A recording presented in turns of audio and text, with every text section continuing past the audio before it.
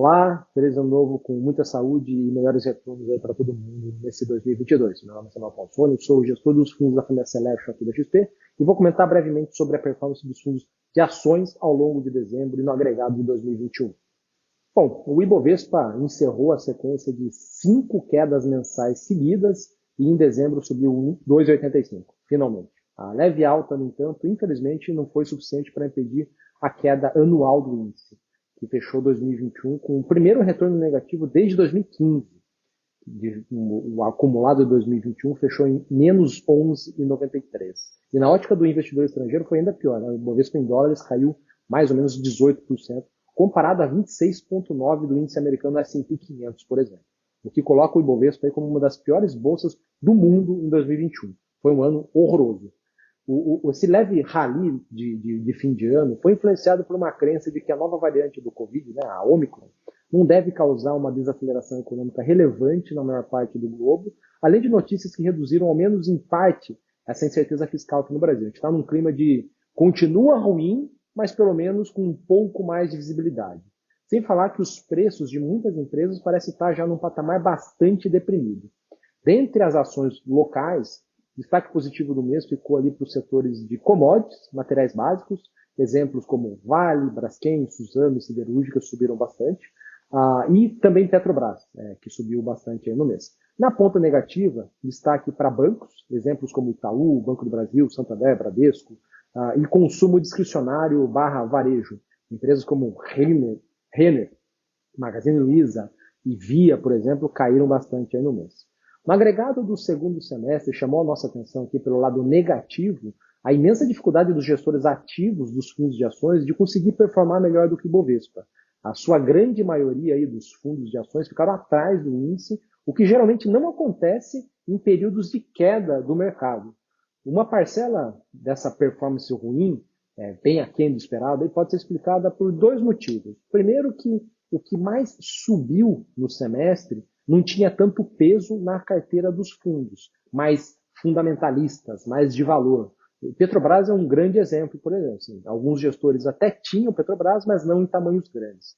E o segundo motivo é que aqueles setores em que os gestores tinham mais exposição caíram muito mais do que o Bovespa. Empresas dos setores de consumo e varejo, como Via, Magazine Luiza, Americanas, Natura, Pão de Açúcar, Renner, caíram muito. Empresas ligadas de alguma maneira ao setor de tecnologia, como Stone, Inter, Melius, Espaço Laser, Local Web, dentre outras, também caíram bastante.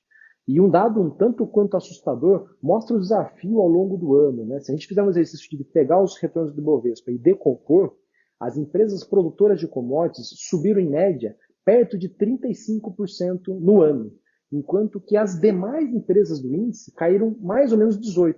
Então tem uma diferença aqui de mais de 50% entre as empresas de commodities e o resto. Então isso explica em grande quantidade aqui esse descompasso entre os fundos de gestão ativa e o índice ao longo de 2021. Isso, obviamente, acabou atrapalhando bastante gestoras excelentes que a gente tem na carteira, como Dynamo, Atmos, Squadra, Bogari, Trust, XP, Sharp, Torque, Brasil Capital, dentre outras, que a gente carrega aqui entre as maiores alocações da carteira. Em dezembro, a dinâmica não foi diferente. Os gestores ativos tiveram uma dificuldade de bater o índice. Se a gente pegar fundos como Dynamo Cougar, Squadra Longoni e Bogari Velho, por exemplo, que estão ali entre as principais posições do Selection Ações, esses fundos tiveram retornos entre menos 1 e 1,9, tudo abaixo do Ibovespa. São casas excelentes, de primeira linha, mas que no mês e no ano não foram bem. Já os fundos de estratégia long bias conseguiram ter retornos até superiores aos gestores long only da nossa carteira, mas ainda assim ficaram abaixo do Ibovespa na média, pelos mesmos motivos que eu elenquei aqui anteriormente.